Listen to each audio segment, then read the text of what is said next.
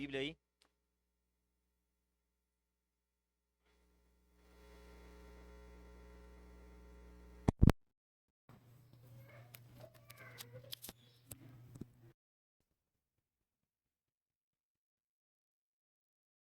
Marcos, no capítulo 4, os versos 35 a 41.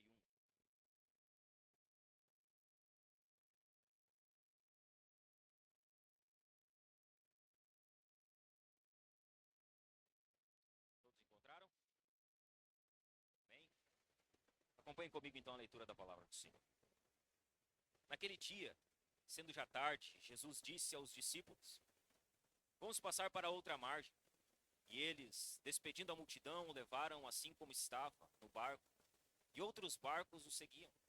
Ora, levantou-se grande temporal de vento, e as ondas se arremessavam contra o barco, de modo que o mesmo já estava se enchendo de água. E Jesus na popa, dormindo sobre o travesseiro. E Jesus estava na popa, dormindo sobre o travesseiro. Os discípulos o acordaram e lhe disseram: Mestre, o Senhor não se importa que pereçamos? E ele, despertando, repreendeu o vento e disse ao mar: Acalme-se, fique quieto. O vento se aquietou e tudo ficou bem calmo. Então Jesus lhes perguntou: Por que vocês são tão medrosos? Como é que ainda não têm fé? E eles, possuídos de grande temor, diziam uns aos outros: Quem é este que até o vento e o mar lhe obedecem? Se você puder, feche seus olhos, nós vamos orar ao Senhor aqui. Senhor nosso Deus, nós oramos a Ti aqui nessa manhã, Senhor. Te pedimos que nesse momento, Senhor, que a Tua palavra vai ser aqui, Senhor, pregada, que o Senhor possa falar com cada um de nós. Que o Senhor abra a nossa mente, Senhor, abra o nosso coração, e que o Senhor aplique ali, Senhor, as verdades da Tua palavra, Senhor. Nós te pedimos, ilumina o nosso entendimento nessa manhã, que o Teu Espírito Santo, Senhor, Ele aqui aplique e nos ensine as verdades da Tua palavra a respeito da pessoa e da obra de Cristo em nosso favor. Assim nós oramos, Senhor, em nome de Jesus. Amém. Você pode se sentar aí.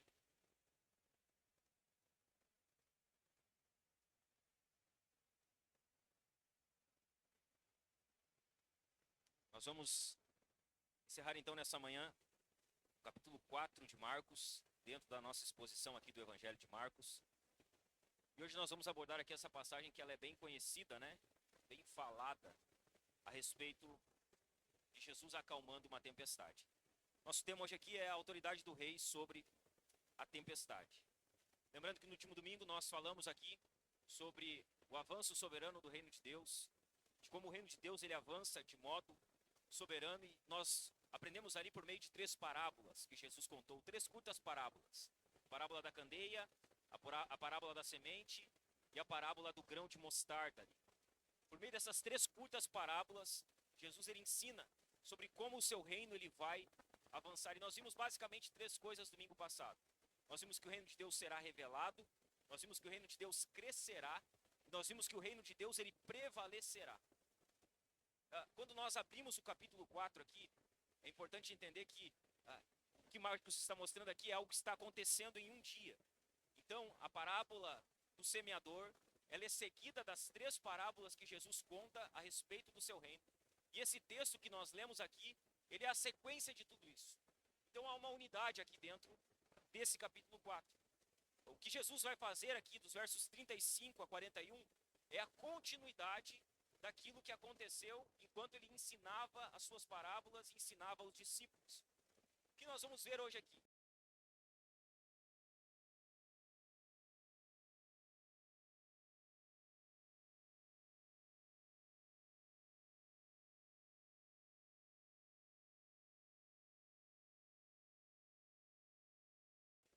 Então Jesus estava dentro de um barco durante o dia inteiro ensinando por meio de parábolas. Depois de um longo dia de ensino de dentro de um barco, Jesus agora, ele repentinamente diz: olha, vamos passar para o outro lado. Vamos atravessar o mar. Ele dá uma ordem ali aos seus discípulos para que eles passassem para o outro mar, do mar da Galileia. O que acontece nesse trajeto? Quando eles estão se deslocando para o outro mar, para o outro lado do mar, devido ao cansaço, Jesus dorme. Ele dorme na polpa do barco. Quando Jesus dorme, uma tempestade inesperada chega. E ela começa ali a açoitar, né? A trazer pavor e terror sobre os discípulos. Jesus está dormindo, uma tempestade violenta e repentina começa, e os discípulos se desesperam. Eles vão a Jesus e eles questionam Jesus. Se Jesus não se importava com aquilo que estava acontecendo. Jesus então ali desperta daquele sono. Ele acalma aquela grande tempestade. E os discípulos, eles ficam de certo modo espantados com aquilo que eles presenciam. Com a maneira que Jesus, ele acalma aquela tempestade. A partir desse relato de Jesus acalmando uma tempestade, muitas vezes nós nos atemos ao foco errado da passagem. E ao foco errado do que Marcos está querendo nos ensinar. E do que está acontecendo de fato em meio a essa tempestade. A partir desse relato aqui, Jesus acalmando uma tempestade, Marcos ele vai nos apresentar aqui 3 verdades que elas ensinam o significado dessa tempestade e a ação de Jesus sobre essa tempestade. Então o que Marcos vai nos mostrar aqui, no fim do capítulo 4, o que de fato significava aquela tempestade. E o que significava a ação de Jesus acalmando aquela tempestade. 3 verdades. 3 verdades que Marcos nos ensina sobre o significado dessa tempestade e da ação de Jesus sobre ela. A primeira verdade que Marcos nos mostra aqui é que aquela tempestade, preste atenção, aquela tempestade, ela expõe a condição dos discípulos. Aquela tempestade que chega de modo repentino e de modo assustador. A primeira coisa que ela mostra era qual era a condição dos discípulos de Jesus. E há 3 aspectos aqui que expõem a verdadeira condição daqueles discípulos. 3 aspectos. O primeiro deles, o primeiro aspecto da tempestade que expõe a verdadeira condição dos discípulos é que a obediência a Jesus não impediu que a tempestade chegasse. A obediência a Jesus não impediu que uma tempestade chegasse de modo repentino e assustador. Os versos 35 e 36 dizem assim: naquele dia, ou seja, no mesmo dia que ele havia ensinado, naquele dia, sendo já tarde, Jesus disse aos discípulos: vamos passar para outra margem. E eles, despedindo a multidão, o levaram assim como estava, no barco, e outros barcos o seguiam. Jesus havia ensinado um dia inteiro dentro de um barco. Repentinamente ele toma uma decisão: vamos passar para outra margem. Ele dá uma ordem ali aos seus discípulos, que eles deveriam passar para o outro lado do mar da Galileia. Os discípulos, eles são rápidos. Rapidamente o texto diz que eles despedem a multidão, que eles levam Jesus assim como estava. E essa questão aqui, levaram Jesus assim como estava, significa que eles não permitiram que Jesus descesse do barco. Jesus se manteve dentro do barco. Eles prontamente despedem a multidão, obedecem a ordem de Jesus e levam ele sem permitir que desça do barco. Os discípulos entram no barco por conta de uma ordem de Jesus. Ou seja, eles estavam obedecendo. Ou seja, eles estavam no centro da vontade de Deus. Ou seja, eles estavam fazendo o que Jesus mandou eles fazerem. Eles estavam sendo obedientes. Eles estavam indo onde Jesus havia mandado. E sabe o que espera eles ali adiante, por conta da sua obediência? Uma dura tempestade. O que aguardava eles logo ali na frente? Uma tempestade. Uma severa tempestade. Eles vão enfrentar uma tempestade porque obedeceram. Uma tempestade vai chegar sobre a vida deles naquele barco porque eles foram obedientes. Observe que há tempestades que são fruto da desobediência. Um exemplo claro, Jonas. Jonas é um exemplo claro de uma tempestade que chega devido à sua desobediência. Deus diz para Jonas: vá para Nínive. Jonas, ele vai para Tarsis. E quando ele está tentando fugir daquilo que Deus havia ordenado em desobediência, Deus então envia uma tempestade para trazer Jonas de volta para o centro da sua vontade. Há tempestades que são fruto de desobediência. E muitas vezes o que Deus faz com os seus filhos é enviar de fato uma tempestade como meio de disciplina para trazê-los de volta até Ele. Há tempestades que elas são fruto de desobediência. Mas os discípulos aqui, eles iriam enfrentar uma tempestade obedecendo. A tempestade que espera por eles é devido à sua obediência. E tem um detalhe aqui, um detalhe a mais. Eles estavam obedecendo e quem estava com eles no barco era Jesus. Eles estavam em obediência. Jesus estava dentro do barco. Teoricamente, eles estavam fazendo tudo certo e eles vão enfrentar uma severa tempestade. A tempestade que eles enfrentam acontece no caminho da obediência. Nem toda tempestade, meus irmãos, é consequência de pecado. Algumas certamente são. Algumas certamente são consequência da desobediência. Só que entenda que estar com Jesus em obediência à sua palavra não nos impede de passar por tempestades. Obedecer a Jesus, caminhar com Jesus, fazer aquilo que Jesus está ordenando, não nos impede de enfrentar duros problemas, hora ou outra das nossas vidas. Ser cristão, meus irmãos, não é viver em uma redoma de vida, protegido de tudo e de todos. Você não vai virar cristão e não vai mais ter problemas. Jesus disse que no mundo nós teríamos aflições. Nós teríamos grandes problemas. Ser cristão não é estar dentro de uma redoma, protegido de todos os perigos, de todos os problemas, sem que nenhum mal nos alcance. Um crente que anda com Jesus, ele pode, e digo mais, muitas vezes, ele vai enfrentar terríveis tempestades sobre a sua vida. John Charles Wright, ele diz, se somos cristãos autênticos, não devemos esperar que tudo ocorra suavemente em nossa jornada até o céu. Não vai ser só. Você não vai passar a sua caminhada com Cristo nessa terra sem nenhum tipo de problema. O caminho até o céu não é um caminho suave. Não é um caminho tranquilo. Não é um caminho sem tempestades e sem duros problemas. O primeiro aspecto da tempestade que expõe a verdadeira condição daqueles discípulos é que a obediência a Jesus não impediu que a tempestade chegasse sobre eles. O segundo aspecto aqui, que expõe a verdadeira condição deles, é que as tempestades, elas podem exceder os recursos humanos. No verso 37, Marcos diz, ora, levantou-se grande temporal de vento, e as ondas se arremessavam contra o barco, de modo que o mesmo já estava se enchendo de água. A tempestade que chega aqui é uma dura tempestade. Para que você entenda um pouquinho, eles estão atravessando o mar da Galileia, para o outro lado. O mar da Galileia, ele possuía 21 quilômetros de comprimento.